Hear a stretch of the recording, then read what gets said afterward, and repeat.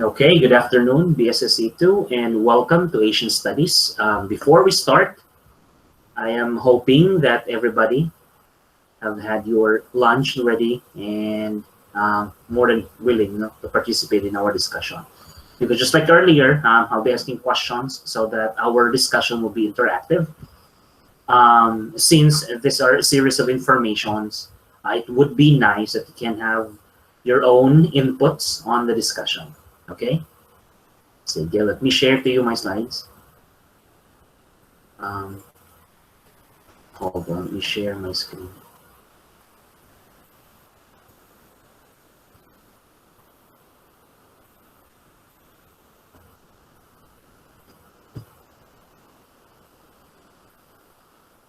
All right, so let me open the slide.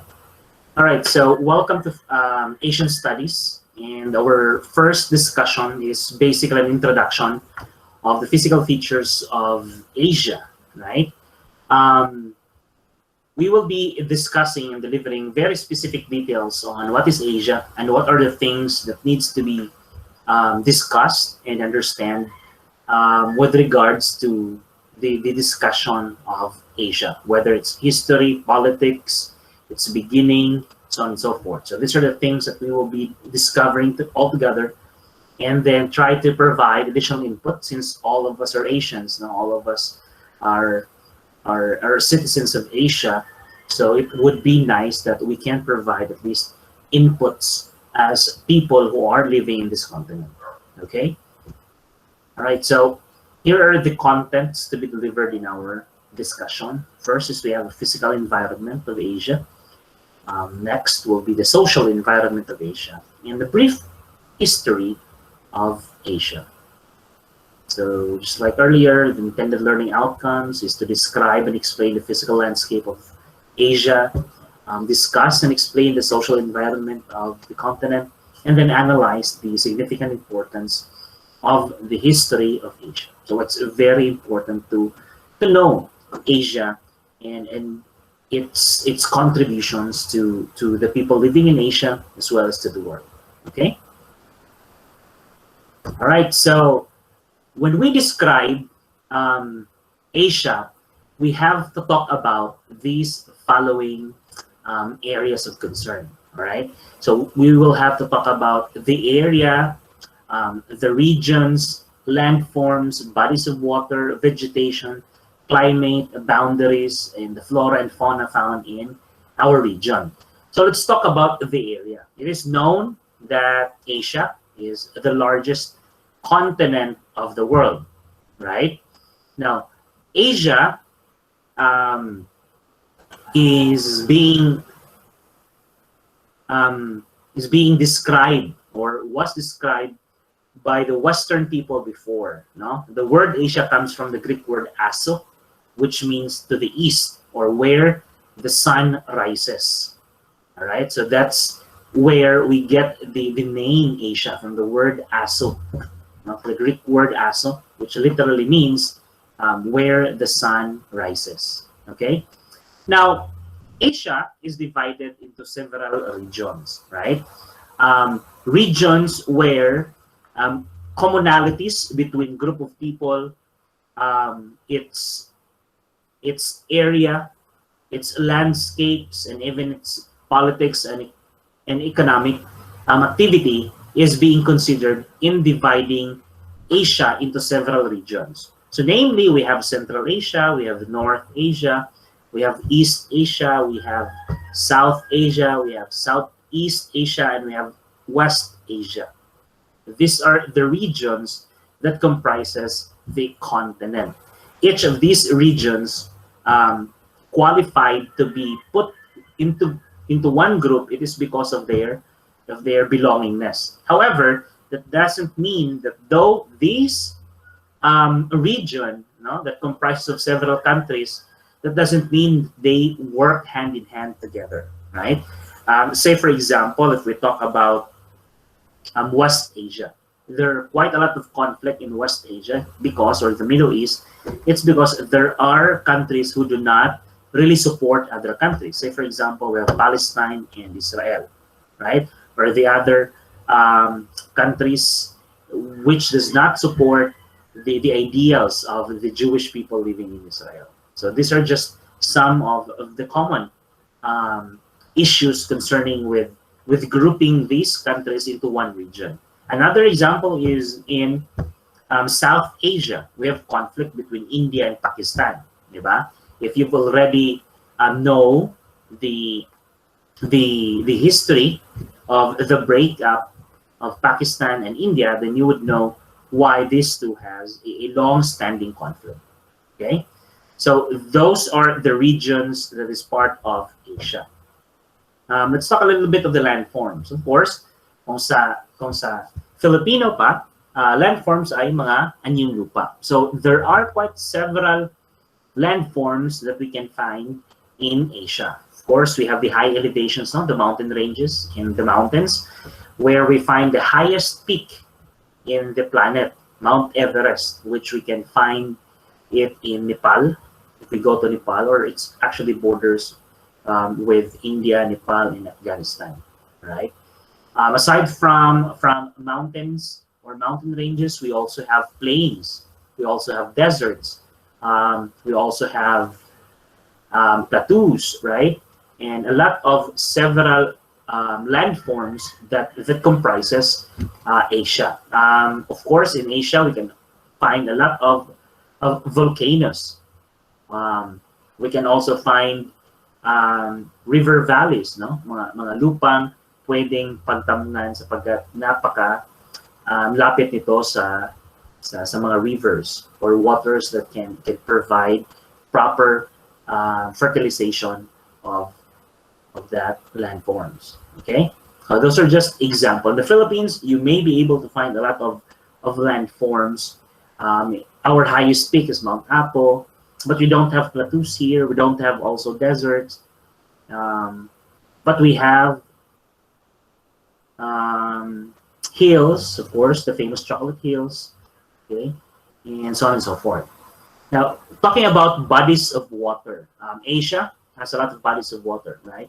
We have oceans, we have seas, we have streams, we have canals, we have river systems. So these waters are basically one of the main sources of life, diba? When we talk about, or if we talk about the earliest civilization that ever existed in our planet, our civilization or the human civilization basically started near the waters. No? If we talk about Mesopotamian civilization, well, Mesopotamia lies between the two rivers, the Tigris and the Euphrates, right? And these two rivers provides a lot of nutrients coming from it that fertilizes the land that covers or occupied by the two rivers. Okay, and that was the beginning where people started to live in one place and stop being nomadic people, no? So nahimo na silang sedentary. So when people started to start living in a sedentary life, they started also developing systems, and one of the systems is the agricultural system, and they utilized the good favor of the Tigris and Euphrates, and that was the beginning, no? And it reaches to the point na naapalit ang gitawag na agricultural revolution. This is the revolution where most of the people living in the near river banks or in the near river valleys started to produce more and more products that they can ever imagine, no? That's why it's called agricultural revolution or Neolithic revolution, okay? And that was the beginning. When people started to develop systems, it also started developing its civilization. Okay, so bodies of water, we have the Indian Ocean, we have the Pacific Ocean. No, it lies in Asia as well. Okay, we have a lot of seas. Well, just like the conflict of other countries within the region, we too have conflicts with other countries, right? Like our conflict with China today because of their occupation ng West Philippine Sea, right? Yung tawag nila South China Sea. But others also claim that particular seas, like Vietnam. No? They're claiming that as well. We also have a little bit of conflict with Malaysia when we talk about Sabah. Okay, so though we are separated by waters or connected by waters, but we are also being divided by its political conflict, no? Of territories to be exact. Okay. Sige, moving on. We also have vegetation. So Asia is very diverse when we talk about vegetation. Since we are lying in a tropical region, the Philippines quite experiences a lot of vegetation. No? Naay sa mga mountain regions, ang vegetation niya is bugnaw. So naay mga mutubo na mga pine trees, no? Mga boreal forest. If you go to the plains po, ang vegetation niya is grassy. Kung nanindot tayo siya, aside from tanuman, no? Kaya doon mo siya sa mga riverbanks, pwede po siya kanang buhian ng mga cattle for cattle industry. Okay. Aside from that, we don't have deserts here. That's a thing because it's not hot kaayo sa Pilipinas. No? It is not converting pa some of the lands, though not a desertification process, but it's not as problematic as other countries. No? We have rainforest. Okay. These are some of the vegetations that you can see in Asia. But some other vegetation is far more diverse. No? If we talk about Africa, na sila ay Sahara, right? If you're familiar with tundra, there is mga Central Asia, dapit na itong experience, no? Mga bugnaw na lugar. Very limited ang plants na mutubo because they have few of sunlight that they get. So dili pud kayo nga dali mutubo ang ilang plants diya. Okay?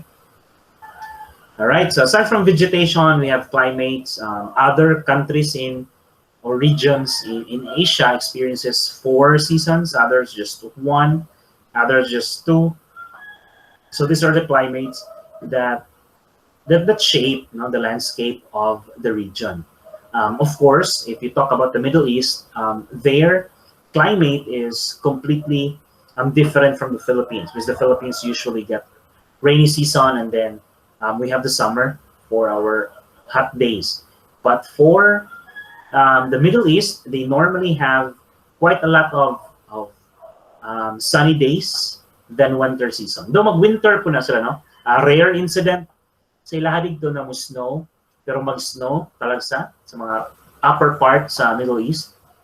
And then, pag winter season sila dito, mubugnaw pag maayo na. Okay? Naiinit, pero dili gadi nga na kayo ito, mubugnaw kayo. But the rest of the season is grabe good kainit sa ilaha. Well, if you talk about East Asia, like China, Japan, Korea, Vietnam, Taiwan, and these are countries who can experience 4 seasons. Okay? All right, so those are just examples of the climates that we are experiencing here in Asia. Boundaries, of course, the boundary of Asia and Europe lies with the Ural mountain ranges. No? So muna siyang mountain ranges ang nag-separate sa Europe and sa Asia. Okay? And of course, if we talk about the boundaries between regions in Asia, well, natay dagat nga boundary, naputay landforms na boundary. If we talk about Southeast Asia, kita, ang atong boundary is normally waters, no? Except for Vietnam, Cambodia, Laos, PRD, and then Myanmar. So these are countries who are landlocked, no? Nagsumpay na sila kanan. And these are countries na ang ilang borders are actually Utah. Okay, so Utah ang ilang borders. Kita, itong borders with other neighboring countries like Singapore, no, Thailand, we have Indonesia, Malaysia, Taiwan, is water. Okay, so muna yung mga landforms. In Middle East, kasagaran sa ilan ito is desierto, ang ilang boundaries, no, or landforms gyapon. In South Asia, though Madagascar is separated in South Asia, but most of the members in South Asia is basically landlocked. So boundaries nila is landforms. Okay? Sorry, dito yung Madagascar sa pani. Ganing Maldives. So, Madagascar, Maldives. So Maldives is an island part of South Asia. Okay? For East Asia, well, yes, tubig po nila, no? But Korea and China, boundaries nila, aside from water, land as well. Okay? All right, so flora and fauna, daghan kayo varieties of flowers and animals that can be, found here. So basically, we are rich and diverse as well with what we have in our place, no? Na ay mga endemic lang na plants and animals that can only be found in the Philippines or can only be found in Japan or in China or in the Middle East or in South Asia, in India, right? So naput tayong mga animals and plants that can be found to anywhere in Asia. It's universal. Okay, but each of these countries belonging to these regions do have its uniqueness. So dili nato sila pwede na isulti lang na parehas matatanan. No? Even Southeast Asia, we belong to one region, but we do have differences, right? Or uniqueness. Our differences is basically dili lang mountains or waters na nag-separate sa tuwa, but generally, no, our culture, our society, the politics that we follow, the economics that we follow, and so on and so forth. Even the language that we are using is very distinct and unique. Okay?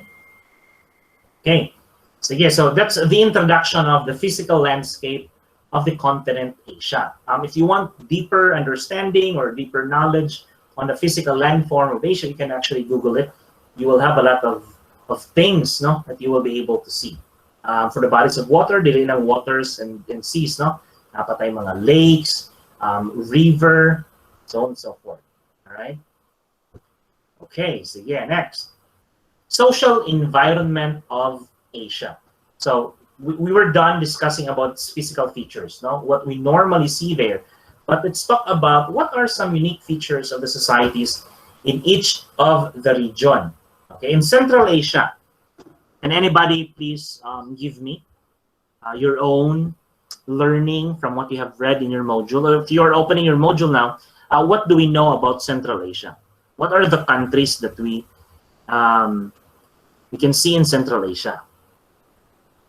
Sige daw. Kinsa may mo volunteer?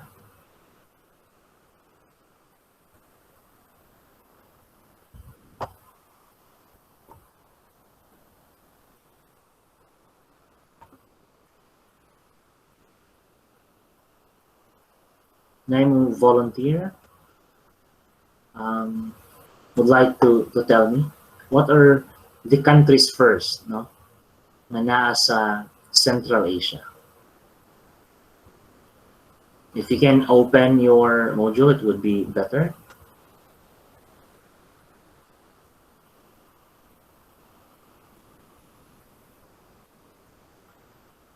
Sometimes they call this as the TAN region. So you do have an idea na? Yes, sir. Sige, Andrew. I want to speak, sir. Yes, go ahead. These are the countries in Central Asia: Kazakhstan, Kyrgyzstan, Tajikistan, Uzbekistan, Turkmenistan. Okay, so the TAN countries, right? Andrew, kung sa may common sa ilaha? Common about their the people, the society, what do they have? About sa ilahang kuan, na sila yung mga general nga mga ethnicities, tama sa mga Turks, Indo-Iranian, and Mongolic people, where they observe religions such as Islam and Buddhism in general. Okay. Okay, good. Kasi kanin, sir, diverse na din niya. Yes, correct. Diverse kaya na sila, no? The TAN region. Matong ipang mention ni Andrew. If you've noticed, their religion is actually Islam because they have been conquered by several countries before, no? Just like the Mongols, the Turks, and they were able to adapt this religion. And since by virtue Islamic countries man sila, they follow strict Islamic rules that applies that applies to their way of life.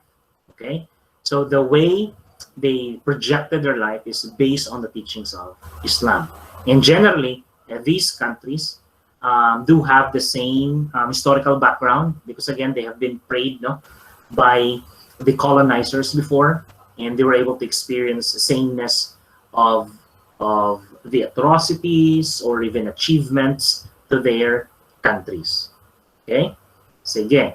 Now next, what do we have aside from Central Asia? Ang Central Asia po, they are rich na po ni sila kung resources that is very rich in Central Asia. They have gold here. They also have oil. Okay, especially petroleum. Nani sila makuhaan dere, and then they are one of the exporters of these products. Okay, so let's talk about East Asia. Atong mga nag-idol sa mga Koreano. Sige. So again, East Asia belongs to these following countries. Now we have China, Taiwan, Japan, Mongolia, North Korea, and South Korea. Though Taiwan is a region ng China, rogue province nilang tawagan. But generally, Taiwan is not a sovereign state, but an independent country according to the Taiwanese. Okay, Hong Kong and Macau, they belong to China. Though these regions, Chinese regions, do have a little bit of problems when we talk about its governance. Tungod ang Hong Kong, they were there for 100 years, no, ng mga British, so they have experienced liberal ideology. Same with Macau. But now that they belong to China, China wanted to provide Chinification sa Hong Kong. Okay, so nasa yung mga conflict. Okay, so similarities very common, no? If you take a look at the history of East Asia, primarily China is one of the major factor that influence the growth of the civilizations that existed in Japan, South Korea. Okay, if you have seen their language, it's basically based on the characters from the Chinese, no? Pakita ninyo ang ilang form of writing, all right? Culture-wise, especially to the influence ng food, literature, arts, you will be able to see sameness with the Chinese civilization. Okay, so that's why they are being grouped to one. It's because of their sameness. Though each of these countries, no, are very unique, but you will be able to see sameness of these characteristics that they are showing. Okay. Okay. Another is most of us know as Asians, dili lang sa East Asia, but all of the Asian people, in our society is primarily collective society, di ba? Dili ta independent, but we are collectivist, meaning to say we always involve ourselves to our family, to the society, and that is how we build civilizations or development to our society as a collectivist. Meaning to say, if we compare this to Western individualism, so West Mongol, once they have the access already to be independent, then they'll go out and build their own. But for Asians, we are collectivists, no? Ipay-eskwela ta para kay sa atong pamilya. But for them, individualism in the Western countries, although mapabang sa family members, but they are more on helping their own first. Okay. Okay, so the next one we have North Asia. closely related sa mga Europeans sa mga countries, especially Russia and the regions of Russia before. I mean, the regions of the USSR before are being connected to North Asia. So we have Russia, we have Siberia, we have influences also coming from Mongolia. We have also influences from Turkey, since once upon a time, Turkey was able to be with Russia and influence the country. All right. Of course, ang ilang language is Russian, Slavs. They also have Paleo-Siberian na mga languages. Okay. Now, what's good or great about Russia in North Asia is that they are one of the best producers ng oil, especially in Siberia. They can produce tons and tons of metric oil per year, which supports not just their country, but the entire Europe as well. No, makaproduce sila na. Ang ilang country, though, ang investment, political and investment sa Russia is going largely to military, but if they would convert that in developing the social lives of the people there, just like hospitals, mga institutions, then definitely they will be better. But they're more concerned of militarization. A big chunk of their budget goes to military. Okay, yeah, the sources that they can get out from that petroleum is generally more lifeblood nila. And aside from the fact na grabe ka skillful pud kayo ang ilahang mga tao, no? Human labor or ang labor is one of their assets to be one of the greatest, no, ng mga countries, which can be at par with the United States, with the European Union, di ba? If there are conflicts between United States and Russia, basically dili gid sila makaabot sa punto nga magkagyera-gyera. It's because they know that one another can actually cause more damage because they're both powerful countries. Okay? Sige. Let us introduce South Asia. So South Asia belongs to these countries: Afghanistan, Bangladesh, Bhutan, India, Maldives, Nepal, Pakistan, and Sri Lanka. The 5 southern Indian states and the northern eastern Sri Lanka share a Dravidian culture. So they believe that the first people who settled in South Asia are actually the Indo-Aryans and the Dravidians. Kaning mga Dravidians, mo sila ang mga dark-skinned na mga people which spread out to India, Pakistan, Sri Lanka. If you take a look no ang ilahang mga naam and physical features, you will be able to see nga mura ra po silang mga Indian tanan. No? If you would agree with me, take a look at the people who lives in Afghanistan, in Bangladesh, in Bhutan, in India, Sri Lanka, Pakistan, Nepal, and Maldives. You'd be able to see that these people belongs to one specific race. Murag sa Indo-Aryan and Dravidian race. Indo-Aryan mo lang mga lighter skinned na mga tao, while mga Dravidians mo lang mga darker skinned na mga tao. But they belong to one specific group, no? When we talk about the region now. Okay? Aside from that, their languages as well, no, Mao-Mao.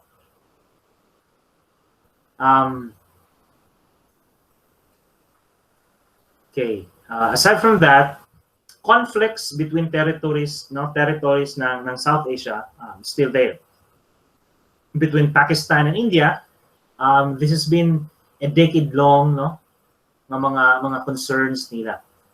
Sa una, part pa ang Pakistan sa India, no? But sooner or later, they wanted separation because some of the Hindus doesn't want Islam in their country. But of course, ang kaning Pakistan, ilahan namang yun na napakita, no? That they can exist together with the Hindus. But because of persecution and fighting with one another, the people living in Pakistan started to find way to be liberated, no? Gandhi wanted a peaceful resolution with the conflict in India at Pakistan. And Gandhi doesn't want to have a breakaway ng duha because together, no, they fought hard in order to ouster the British colony. But when the time comes, no, na humana to ang colony or colonization ng British sa ilaha, these two factions generated more and more conflict. And that's the life dream of Gandhi, to help out, no, what they can do to work together hand in hand. But he was assassinated because of these reasons. Okay. Also, Kashmir is one of the territorial conflict, you know, between India and Afghanistan, if I'm not mistaken. Kashmir is actually a land in between these two countries, but nobody would like to back down, and both of these countries are actually nag-ilog, no, who owns Kashmir. Kinsa man ang napatungan, ang mga tao nga nagpuyo sa Kashmir. So sila to ang permanente biktima sa problem. Okay? And Southeast Asia, no more introduction. No? We already know what are the countries in Southeast Asia. It's being divided into mainland Southeast Asia and sa Southeast Asia, Maritime. mainland, and what was that? Maritime. Not maritime, Archipelagic. Archipelagic in a sense, but not siya particular na kuan. Let me think about it. Basta kay una, the mainland Southeast Asia comprising of Burma or Myanmar. Indian subcontinent, sir. What's that? Indian subcontinent. Gitawag ning mainland Southeast Asia as, yes, the Indian subcontinent. Ay, ano, Indochina gani siyang tawag later ng mga French. Okay. Nakabutangan po tayo ng Maritime Southeast Asia, pero not siya specific na name aside from Maritime Southeast Asia. Mainly because maritime lang yung term, kay it belongs to bodies of water. For mainland, because it's landlocked, like Myanmar, Cambodia, Laos, Malaysia, Thailand, and Vietnam. But for the maritime, na silain pa nga name, nakalimutan ko na, archipelagic actually. But anyways, ako na sa inong dumano. So we have Southeast Asia, which includes Brunei, Timor-Leste, Timor, Indonesia, East Malaysia, the Philippines, and Singapore.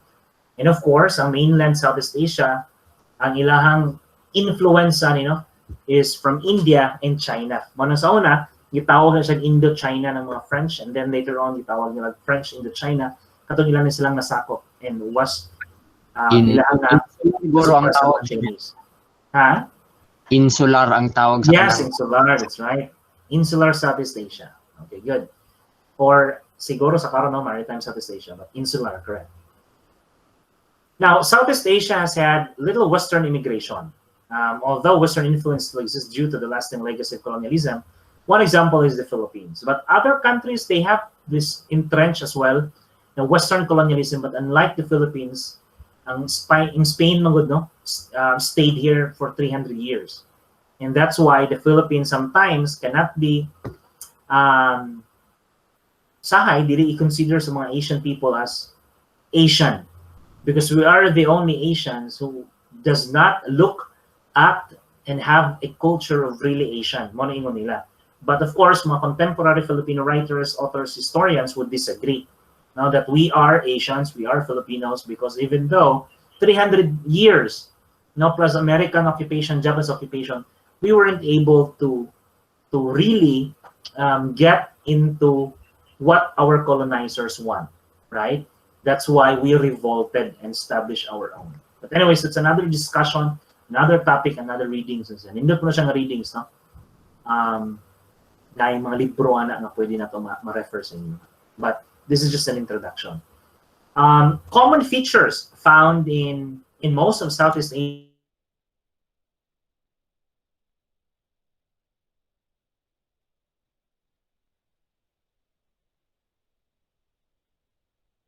with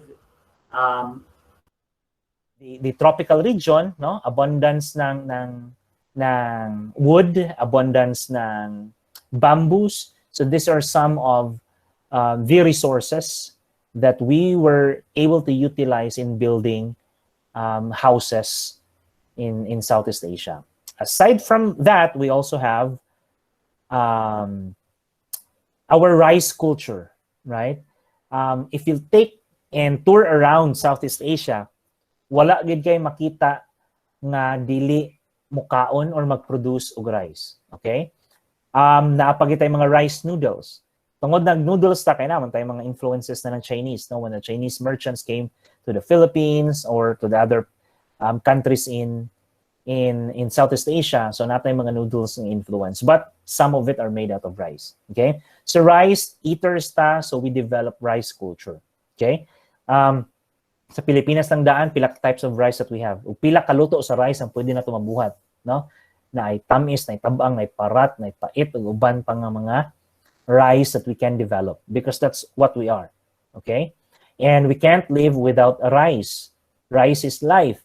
That's why ang mga foreign na mga franchisees like McDonald's, ilag yung gi-adapt, gi-conform ang ilahang kaugalingon in order na mupatok sa Pilipinas. So instead of kanang fries ang mahimong carb sa imong gikaon nga chicken, gilisda na siya og rice. Dahil kung ganahan lang gid ka mag French fries, then you go and buy a French fries. Diba? But nagid siya representation ng Pilipino rice. Mo na siya naka-Pilipino o naka-Asian nato.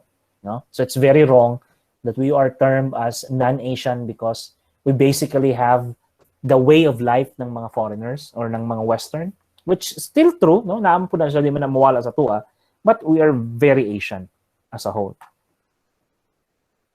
All right, we have East Asia. These are the countries in the Middle East. Hindi na natin na pa-introduce tayo ng mga countries, no? But you already know that these are the countries who are rich because of their oil, because they do have this kind of resource, and they were able to produce more and more oil and sell it out to the other countries, diba? So dato kayo sila. Can you imagine? This is the only resource that they have, but they were able to transform their countries, just like Dubai, no? Try to look at Dubai, Abu Dhabi. These are the countries who are actually developing because one thing that led to another is that nasalay oil, though ang Dubai is dili nga naka-rich in oil, but nasalay oil and they were using it properly. Tapos they developed their country into real estate. Now, mura sila og new Europe, no, sa Asia. Okay, so we're done introducing, no, the regions in Asia, the life, the people, and the culture of each of the region. As you can notice, maumaor yun ta nila, di ba? Gamay rag diferensya because again, we cannot take out that everybody's unique, but amidst this diversity, there is actually cooperation and sameness, di ba? So maunang, daghan kaayo o pwede pa mabuhat nato o pwede mo develop if we just work hand in hand. Maunang ang Southeast Asia, no, ang ASEAN, if i-combine ang ato ang wealth, we are actually top 5 all in all throughout the world. Okay? Ang economy nato. Munang China, the European Union, the United States wanted to top Southeast Asia because Southeast Asia is number 5 all in all. Sa tibuok kalibutan, number 5 tayo when we talk about economy.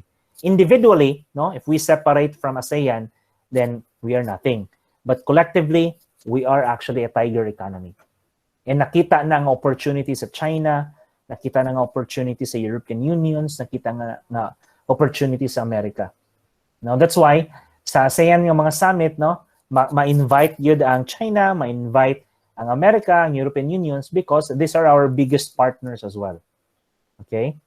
So, kung problema man gani na yung mga conflict, it is possible that most of the Southeast Asian countries, no, would support one another, especially if we go to war, probably, no?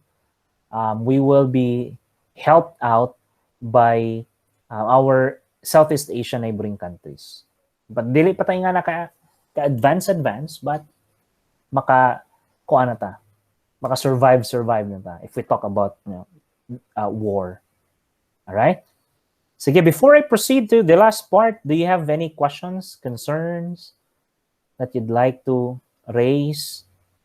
These are just introduction on our discussion. Also, before I forget, next time when we will have online sync, I'd like you to read in advance or open your modules or any readings that you can open with regards to our discussion. No? Para pod lingaw, o para pod madunggan ako ang inyong tingog. Okay? All right, sige. To the last part.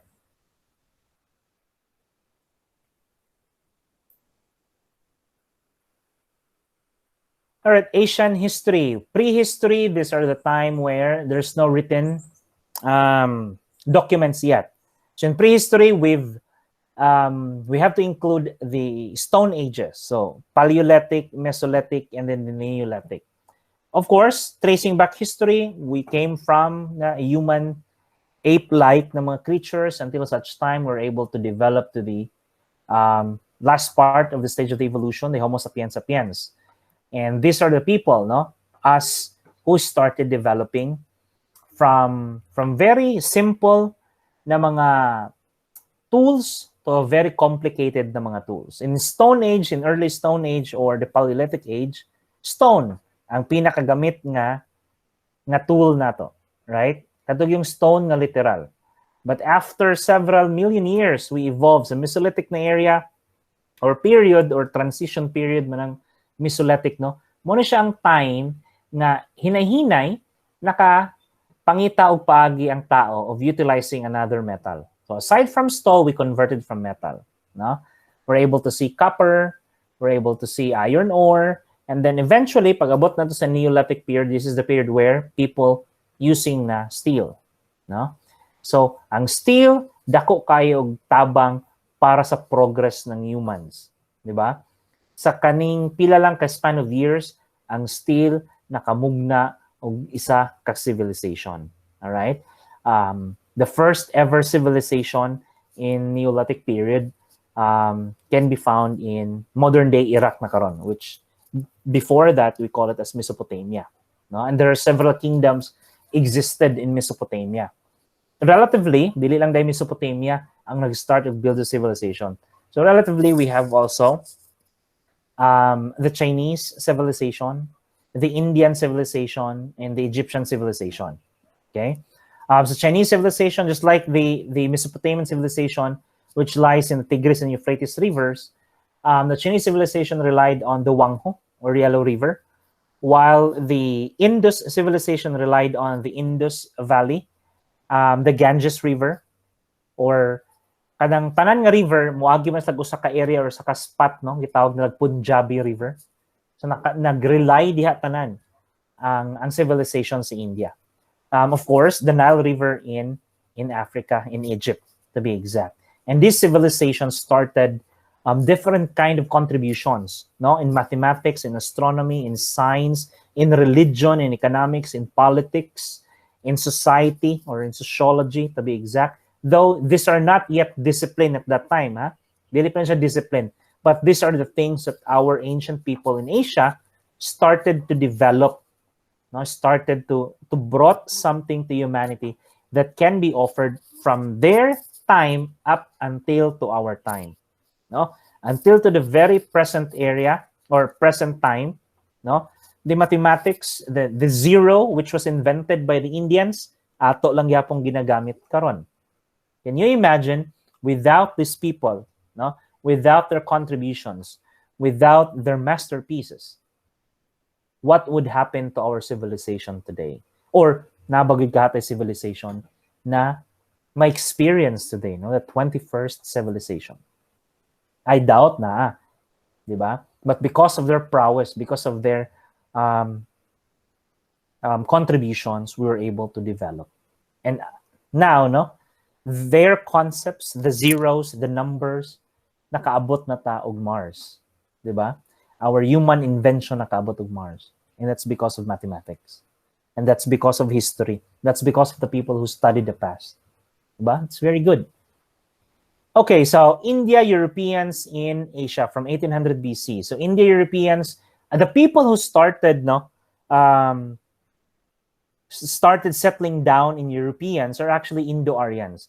These are the people who are living in the mountain regions of India, specifically, the Himalayas mountain regions, to the mountain of Ural, and then they were able to move down near to the waters, near to the rivers, and then basically slowly establish their own civilization. Diba? So, mo sila ng mga tao.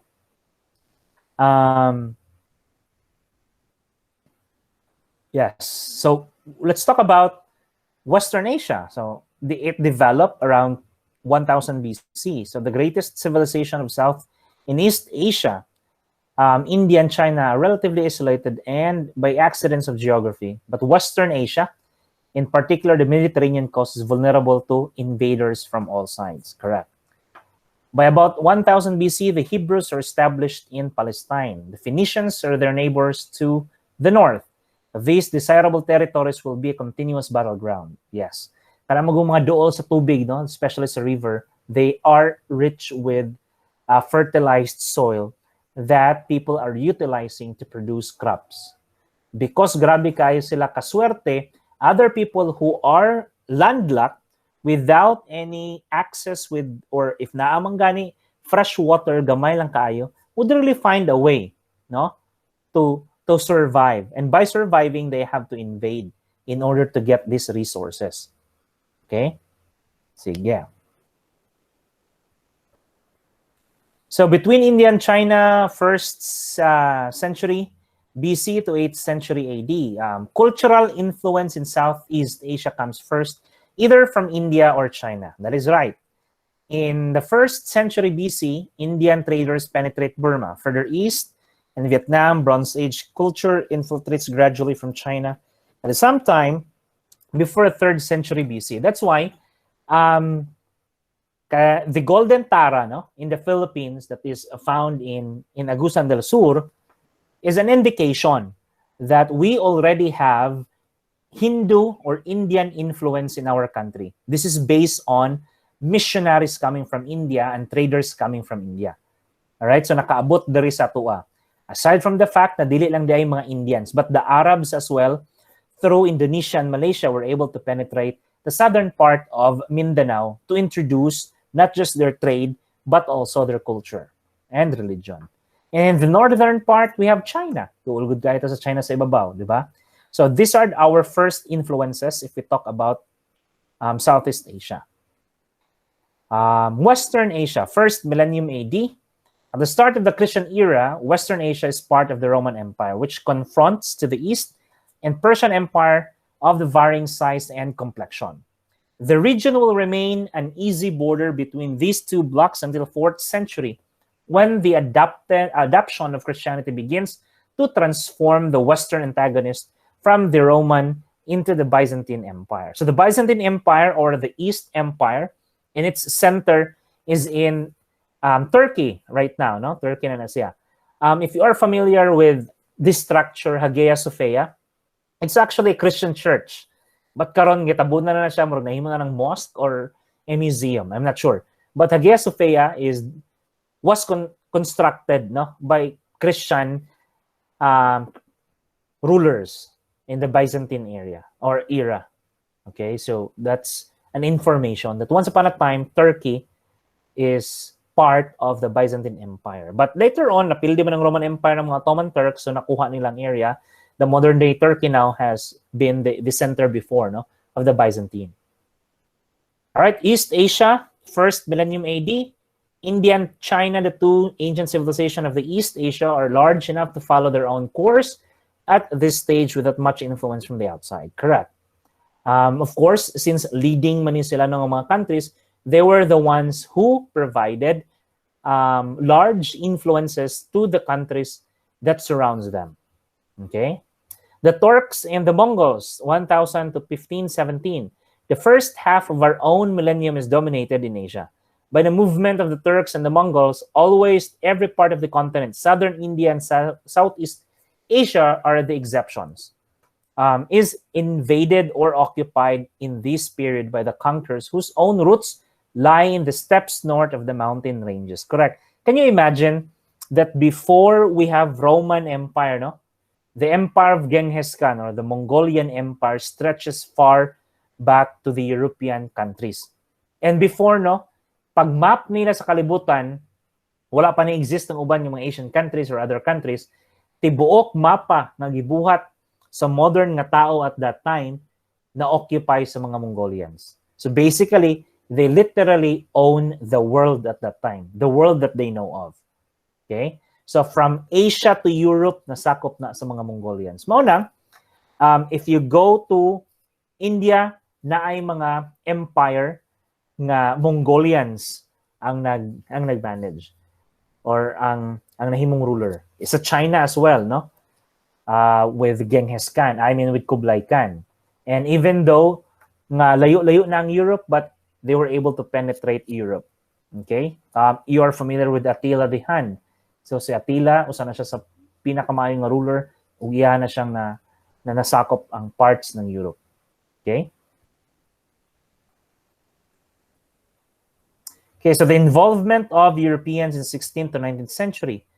In 1499, so this is the time now where people started to travel across the seas in order to get resources from Asia. The moment that they were able to reach Asia through stories of Marco Polo, through the stories of the survivors ng Holy Wars, no? They were able to understand yung daghandig resources sa Asia nga wala sa Europe, which they can use in order to lengthen their products, especially the spices, no? And what pushes them to navigate the waters is during the time the fall of Roman Empire, the Ottoman Turks blocked the borders of Asia in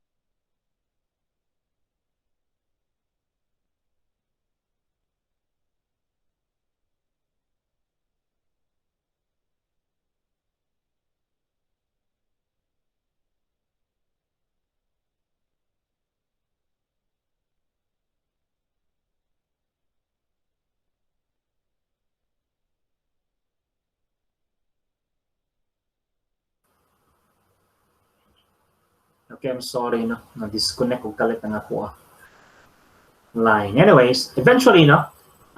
People started to travel now the oceans. So we have the Portuguese who started traveling from Europe going to India. So Vasco da Gama was the first navigator to reach India using galleon. But they are in competition with Spain, man. So Spain also tried to compete with Portugal. So they hired a Portuguese captain named Magellan. But they are in conflict with Portugal, so Spain could not travel in the same route with the Portuguese. So the Pope divided the planet where the Spain and Portugal should not meet. So kung eastward ang travel ng mga Portuguese, westward po ang mga Spanyol. So it took a lot of time for the Spaniards to travel, but it was also a blessing in disguise that they were able to tell the world that the world is not flat, but it's actually round. Okay? And you know the history. No? The rest is history. So after the age of exploration, a lot of things have happened. Many of the Asian countries, no, has become part of the European colonies, and their influence has entrenched up until to the very day, no, na nga even nihawa na sila sa tuwang country, nalang gyapon ang ilang influence. Right? So those are some of the Asian history na tuang mahatag, but there are a lot more, no? If you wanted to go into details, there are a lot more. But these are just the generic and general progression of history of Asia. It's basically almost the same. And a good part about discussing Asia is that in most cases, especially if we talk about development of human being, the development progression of societies and civilizations, and it starts in Asia. So the gan kayo of sources that can provide you with information. Okay? All right, so this is now an open forum. Do you have anything to add, to share, or maybe questions that the class or me can answer? Or should we call it a day na so we can relax? Now a question, sir. Go ahead. Regarding sa kaning kaning Russia, to ang nahibalaan na ang Russia is divided into two parts, in which ang European Russia is mga nalang siya sa 30% and dako-dako ang naa sa Asia nga part. Pero ang answer, ang fact is mas daghan daw ang people na nagtuyo sa Europe than mga people nga naa sa Asian part na Russia. Okay. Why man, sir, na kuan? Why man na mas daghan sila dito? Unsa may naa dito nga mga opportunities nga wala din niya sa pikas nga Asia. part sa Russia? Okay, now, if makita nimo ang map sa Russia, no? Since border man good sila sa Europe, and also ang southern part ng Russia, ang border niya is Mongolia and then China sa ubos, right? If you take a look, kung may resources that we can get out from Mongolia and China at that time, wala kayo, di ba? So most of the people relied on European continent because sa kana nga time ng Europe, grabe ang prosperity.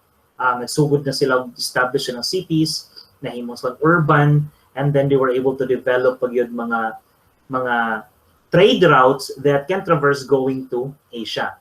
And at the same time, ang kaninga part sa pikas kaning dool-dool sa Asia like Mongolia, was ang mga part nga unexplored ang resource na at that time, no? Wala pa nila na discover nga nade diha ang oil, nade gold rush diha.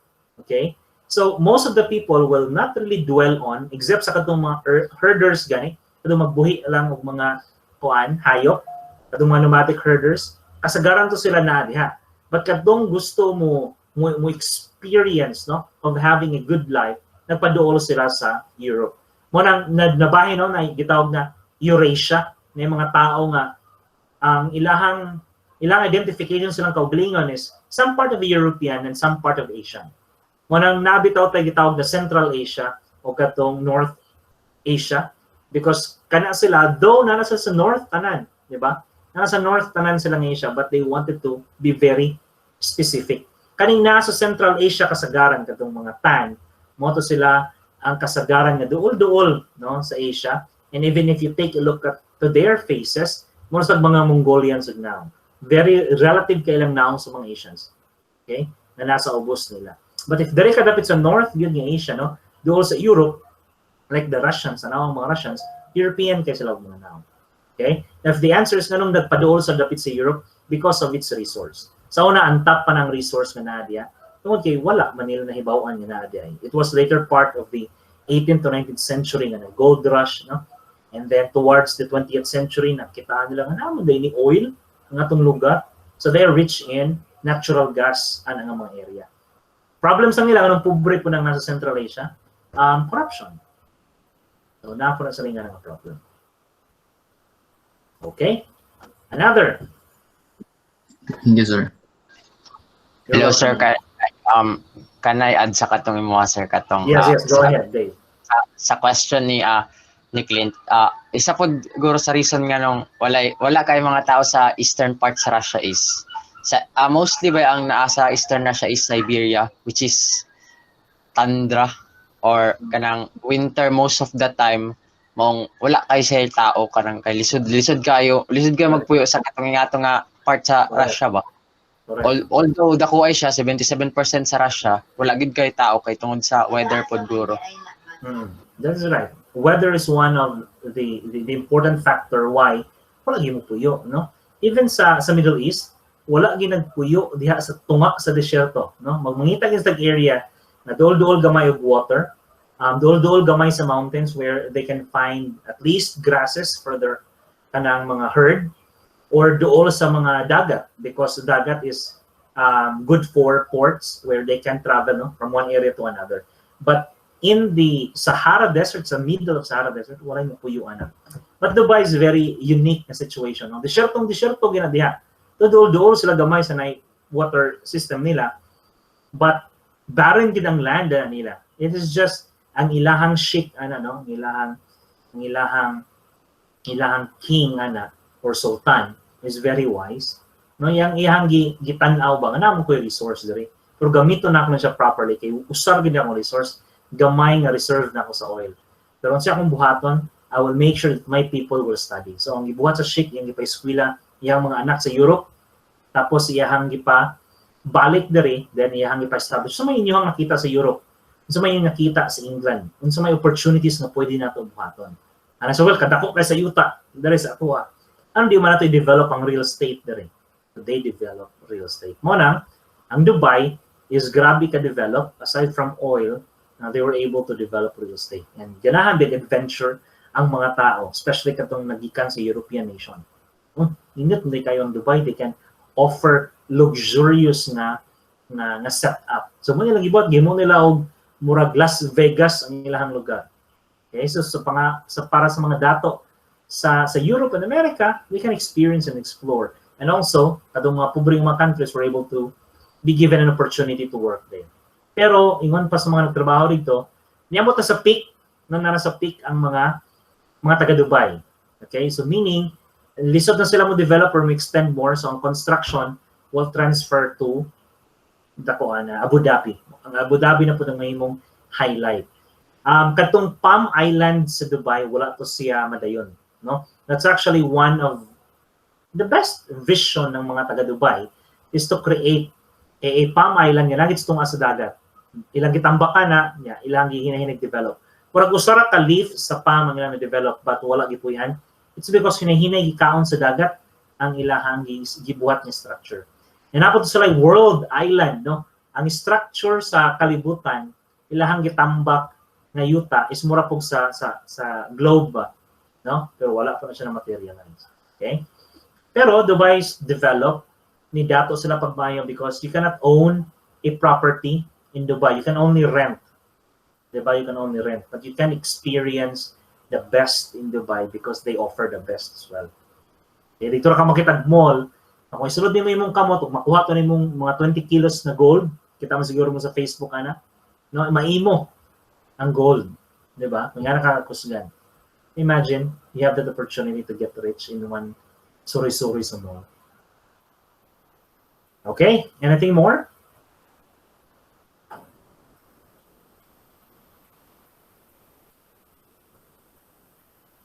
Napa? All right, so I think it's already past of our time now. Just let your classmates visit the YouTube the YouTube channel na ko, and then let them try to go over and watch the videos na gipang post dito. Karon nga day, basta ba para siya ma-post kay ako pang i-edit yan ako sa bilahing trabaho. But katong kagahapon, katong Lunes na itong session, na-post to siya, just visit. Atong wala pa subscribe na mo, like, hit the notification bell, and comment. Mas maayong mag-hit mo sa notification bell kay para every now and then yan na ay updates, mo notify sa mo. Okay? Sige. And if you want to review our discussion, you can review our discussion, especially pag mag-study mo padong sa exam. You can also review. So you just have to visit. All right. Sige. Let's call it a day. I will see